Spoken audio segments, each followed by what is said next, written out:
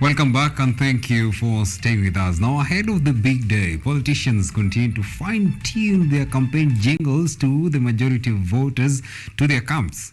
The tough race to succeed the president saw a massive knockout of contestants from the electoral body to only 4 horses. And the big question now remains, who shall carry the day and how will the transition be? And most importantly, the winning factor of the youths. Are they turning up and will they maintain this sanity? Joining me for the discussion tonight is Solomon Musyoki, who is a Kenya Kwanza youth leader, and Anyona Samuel, youth ambassador in the Azimio Camp. Thank you so much, gentlemen, for dedicating your time for this discussion. All right. Now, looking at the political landscape on how things are in the country, of course, so how would you describe the situation right now, ranging from the politicians, how the politicians are conducting themselves, and how the electorates, of course, are also responding to, how, the electorates are responding to the quest and, the advances of the politicians. Are people ready to cast their votes? What do you feel? I think we start with you, Musyoki. I think Kenyans are ready. Kenyans have waited for now 5 years, since 2017, to actually cast that vote. We also have first-time voters like me who are very excited to cast our first vote. So I think in that spirit of excitement, people are ready to vote. I believe many people have decided, and those who have not decided are still, looking at their options. But generally, Kenyans are happy. Kenyans are really excited and waiting to cast their votes. All right. Come on 9th August. All right. Now, Anyona, I don't know what you feel, because Musyoki has come out clearly that, he's also excited about these general elections, because at least you also have a first time to, try and see to it how things are done on the ballot. So what do you feel about the ballot and how the electorates are conducting themselves, and of course the politicians as well? Okay, before I express what I feel, I would request us, including our lovely viewers watching from home, let us have 14 seconds of silence in remembrance of and in honor of the lives that were lost and the blood that was shed in 2007.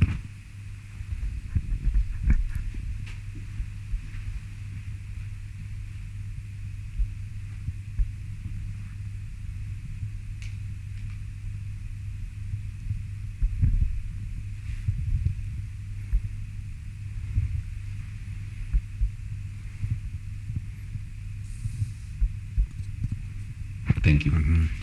Okay. The general feeling that I have around this election period, and ranging from politicians to the electorate, the IBC, the media, and also supporting bodies like the church. Now, the country right now is focused on the general elections, and the main message and the main feeling out of each and every Kenyan out there is that we have a peaceful election during and even after the presidential elections, which is 7 days away from now. So it is we're in a good place. If we continue campaigning for peace, if we continue to champion for peaceful elections, if we continue to call for peaceful transition between the transition from President Uhuru Kenyatta to the next presidential candidate who will win, I think we're in a good place. All right. Yeah, we're in a good place. All right. Now, of course, looking at the polls, because it's just 8 days exactly from today. And, one question that has lingered in the minds of many Kenyans, because drawing from the experience of the previous elections that have been casted in the previous general elections, one question that remains outstanding is the constant battles of, constant battles over the credibility of elections and the disputed results. However, IBC gave an assurance that things are okay. Kenyans should have faith in the electoral body. But now, reading from what the electorates are feeling, because I understand you people associate most with the electorates and of course the politicians as well. Do you feel the ground is plain and fair for everyone, so that after these general elections, we might not be having people the disputes arising of credibility of elections and such petitions? Musyoki. I believe all things put into consideration, the elections will be free and fair. Because it's normal for both sides, to have issues, and definitely here and there. But when I compare it to the past elections we've seen, I think IBC headed by Chebukati is ready. I believe the elections are going to be free and fair.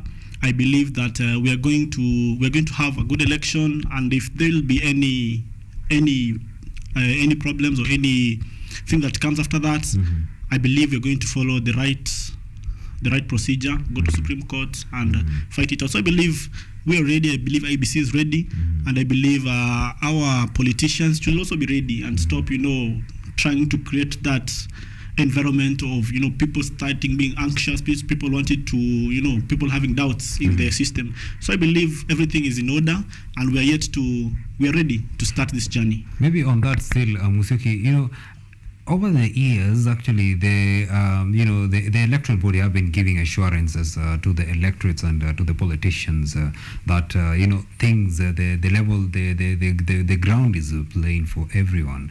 But now, what do you feel from the electorates? Do you feel they have the confidence of, the confidence, of course, that comes from the assurance of the electoral body? And of course, this plays a big role in how the enthusiasm of the voters for them to turn out in large numbers to go and, make the long queues to cast their votes. They need that assurance.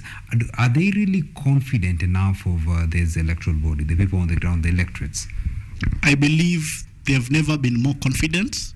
I believe this time round, Kenyans are a bit confident with the IBC compared to the previous elections, because previously we saw assassinations. The likes of Musando, 2013. There were so many issues. When I compare the issues that were back then and the issues that are right now, I don't think people are not that confident. I believe Kenyans are quite confident.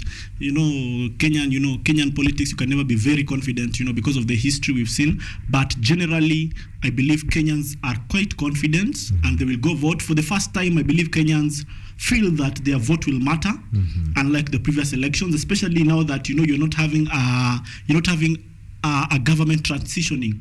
Back in 2017, you would see it was Ruto transitioning, so people will definitely have an issue with the credibility, because they believe these people will do something or use the government machinery to actually further their term. But this time around, we're seeing the sitting president going home, and we see the deputy is in the ballot. Someone fronted by the president is also on the ballot. So you see, it's like a fair trade, and I believe Kenyans are quite ready, and they're quite confident in IBC. All right. Now, Anyona, you're a youth ambassador in the Azimio Camp. And of course, from the rallies of the Azimio, normally the kind of, utterances that come from the Azimio saying that the other camps are not confident enough with the electoral body.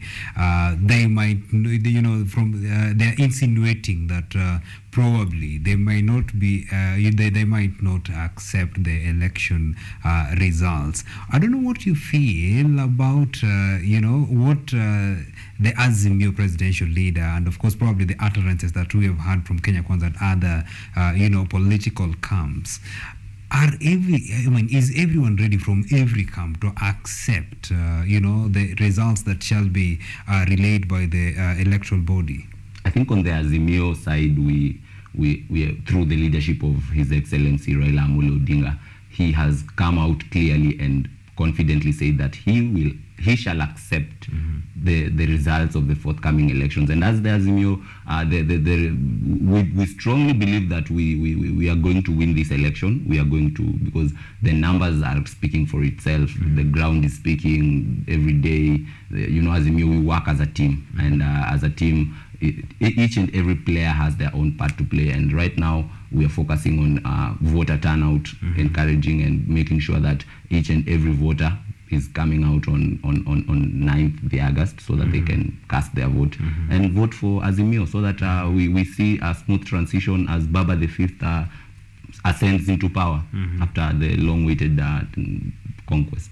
Right. Now, that's interesting. And maybe just to borrow from what Anyona said, voter turnout. And, this is now becoming a question of great concern, mostly about the youth. It's also impressive, of course, that we are talking to the youth. We are the youth talking about youth and talking to the youth, of course.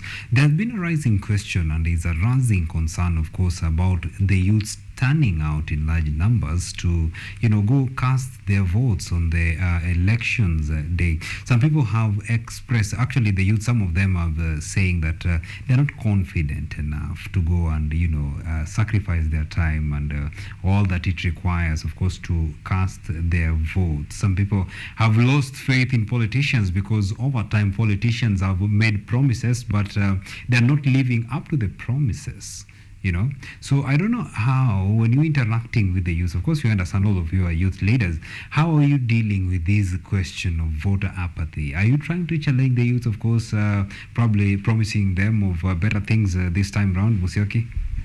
I believe voter apathy has been an issue that we've been talking about it for the very many months. When we started by voter education, asking people to take their vote, and we've seen for the first time that the ratio of the youth to the adults past 35 years has really gone down. Youth this time round, have not taken their votes, and many took their votes to support Wajackoyah the fifth. And you see the numbers of Wajackoyah have been going down and down. The youth really don't believe in the change that these people are talking about. I think I'll probably quote what Linjiru, is it Linjiru? The man who has been working with Moi for quite a long time, when he said all of these are wolves. These are wolves, lions, cats. So that is how the youth actually view our leaders. They view them as the same family, such that if Uhuru regime failed, then if Raila or Ruto gets into office, they'll still fail. So that is actually the kind of idea, the kind of mentality that the youth have. That's why they are not really ready to go and make those long lines to vote for these people. They are not that confident, but we're encouraging the youth that there's no way around this. We must vote for who we think best. So whoever you think best, starting from the MCA, the MP, senator, governor, you need to cast that vote. You need to trust someone who has a track record. So my mind is just to ask the youth that let's look at the track record. Let's not look at the politics. Let's not look at the handouts or the empty promises, but look at the character. Look at the kind of manifesto these people have. What is the stake of the youth in their manifesto? So once we question these things and we are able to come up with the best leader, then that is when we're going to cast the vote. So mine is just to ask them to do a quick inquiry, a good inquiry on what is the agenda, what is the manifesto of the leaders, and let's cast the vote, because that vote will count on 9th August. All right. And I really like the way, of course, you put it out, that, the youth should focus. It's not about, it's not the youth alone. Of course, it cuts across all the ages, all the electorates, not the youth alone. They should focus on the, on the manifestos and the agendas that the politicians are making on them. Now, this, of course, now raises the question of, there are politicians, because of this voter apathy, there are politicians that are retaliating to this with goodies to the electorate. And I don't know whether, Anyona, you've seen this. I mean, you are in Kenya, so probably you've also experienced this. So it comes a time when you see in these rallies, the politicians are offering, giving the electorates, some of them, the goodies. All right, rather you find them giving packets of unga, some of them giving money. What do you think about this? Don't you think this will also have an influence on how the voters will be voting? Because he who laughs last probably will laugh the best. People will probably be remembering who did something small to them in the recent days. Don't you think this will have an influence in the rises? Before I go into the handouts, the freebies, and the packets of unga, let me respond first to the other question of voter apathy among the young people. Now, we must understand the reasons as to why the youth are not they are not enthusiastic, or they are not having that sense of civic mindedness in them. And among the reasons, maybe my fellow Kiongozi has no idea about is that one of the things is that we should look at the socialization process as because now remember the education system is a process that prepares the young people or the younger ones of the society to face life after the education process. Now our education system is down on its knees begging to be rescued as we are speaking right now, and among the questions that we will want to address now, in fact as Azimio, the considerations that we are making is that let us adapt a hybrid education system whereby we are harnessing it for purpose, so that it can be able to produce more functioning or more efficient adult citizens as they get out into the world. Because you remember currently as it is happening right now in the country is that the main challenge we are seeing is the young people as they're exiting school and they're going to face the outside world out there. They find it that it's a very difficult journey, it's a very difficult start, and part of it is also because remember politics, the family is the basic unit of the political system.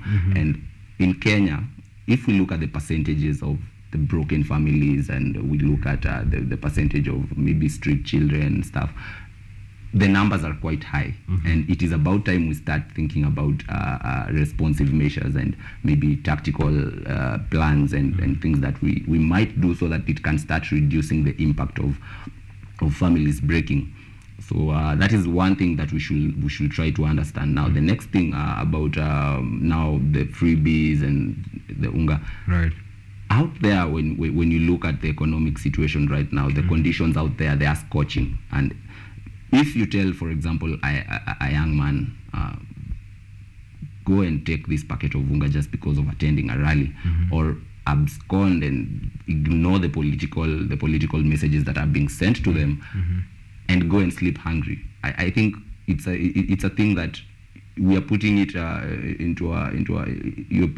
young people and the electorate are in a dilemma, because number one, remember the COVID-19, the way it happened and the way the economy was going down. Our economy is facing a lot of challenges as we are speaking. So one of the things that has been an issue is because, one, lack of jobs. Others have been losing jobs. And you know, the capitalistic nature of our society today, including now the geopolitical situation, because the geopolitical environment right now, they are quite shaky. And when you hear the West talk about a strategic defeat to Russia, that is something that I think it is not over. There's no guarantee that the war is going to end anytime soon. And as the Kenya Kwanza people have been trying to use false messages, trying to tell Kenyans that they are going to solve the problems. These problems are global. Inflation is a global crisis right now. And remember, 14 years ago, during when we had the post-election violence and all that, we were facing also a financial crisis as a world. There was the Great Recession in 2008. So history tends to repeat itself, and as Winston Churchill says, that those who do not learn from history tend to repeat it.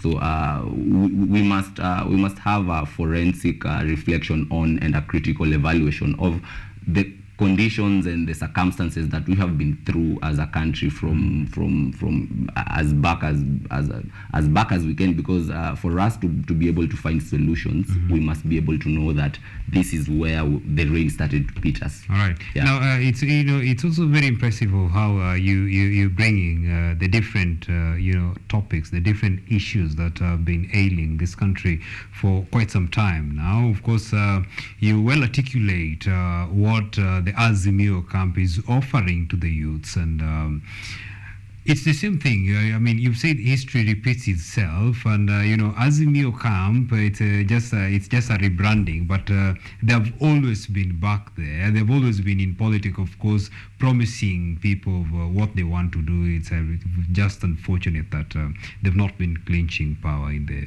previous elections. Now, that of course now raises the question of accountability, because weighing on how the contestants for different posts, ranging from the presidency down to the member of county assemblies, they are making heavily promises. And one question that remains is the accountability of these promises that they are making. So I don't know, Musyoki, because you've been a leader, and of course you're still aspiring to be a leader in the future.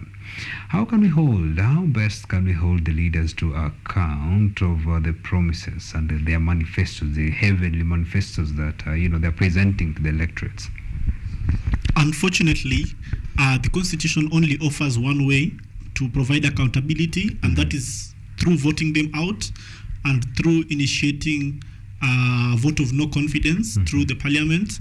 So those are the only ways we can do that. And for us to actually put accountability is at this moment, as we're approaching August 9th, you look at the leaders that you've been having, scrutinize each leader, look at the scorecard, how have they performed. They've brought these manifestos before. When you look at all those leaders, most of them are old dogs. They've been there in this game. So you look at their track record, and you're able to see, is this the leader who is accountable? Is this not accountable? So it is through that, that looking back, as he said, when you look back, then we're able to see, is it the right leader? Is this leader accountable? Does he have a history of performance? Then after that, now we're able to vote in an accountable leader. Right. That is the only way. And if we vote in the wrong leader, then there's the right procedure. We've seen so many governors losing their jobs through the vote of no confidence, through being voted out by the MCAs.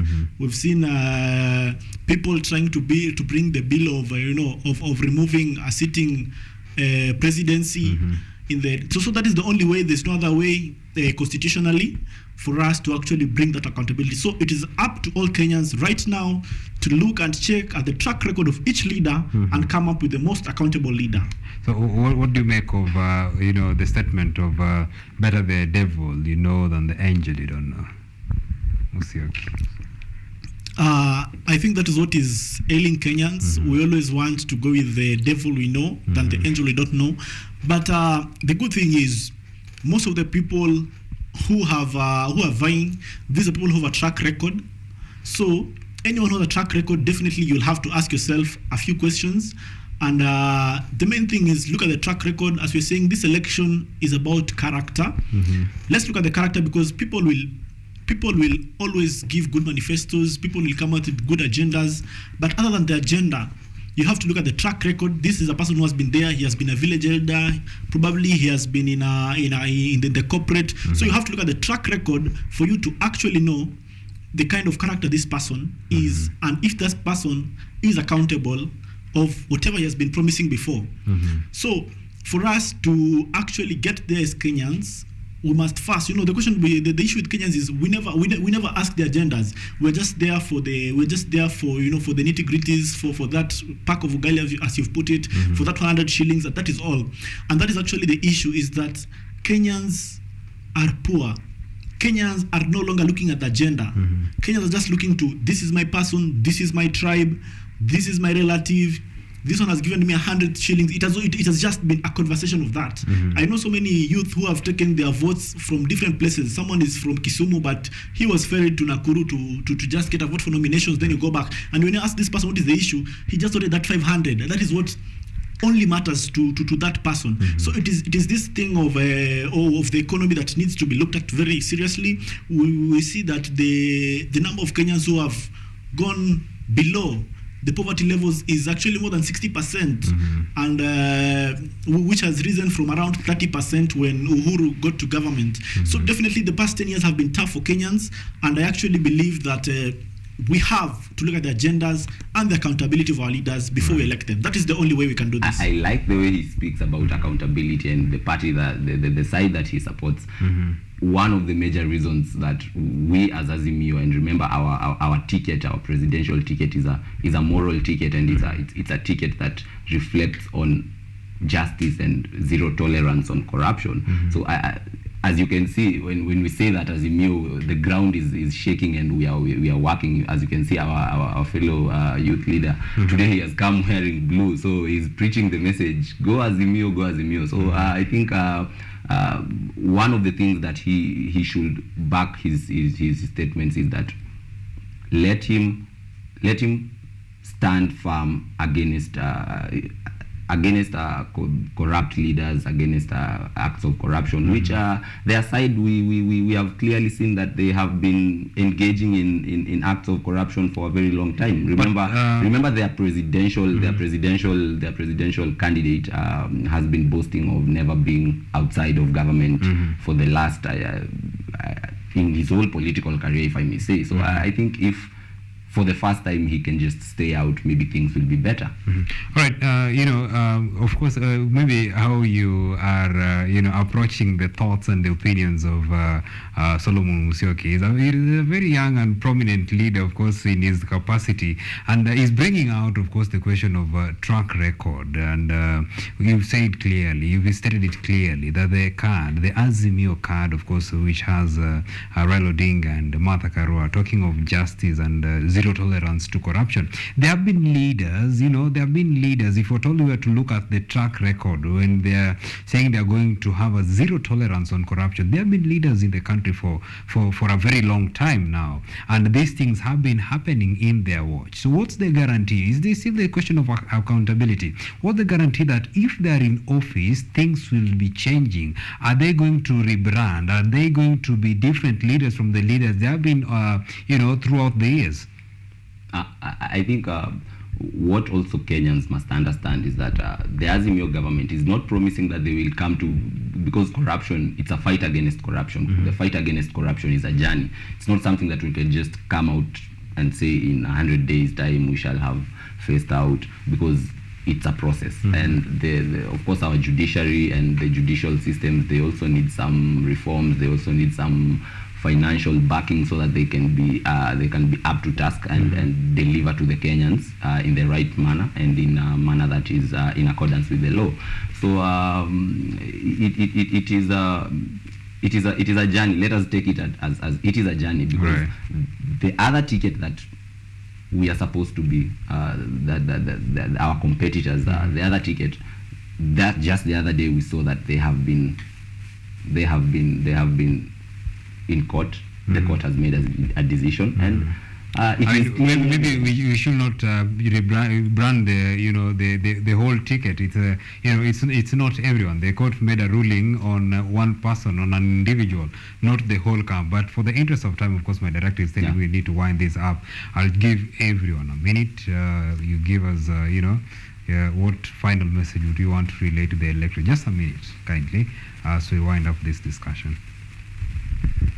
To our viewers, I want to remind you that we are first Kenyans, then we subscribe to our different political ideologies. So mine is to just ask peace. Remember that we are all Kenyans. Whichever line you are politically, let's tolerate each other, let's tolerate and ask and just stay with each other, be peaceful, and remember your neighbor is your neighbor, and you will need each other. So this is just an election. We're just trying to come up with the best people, the best leaders we can have. So if you have different ideologies with your neighbor, kindly don't conflict.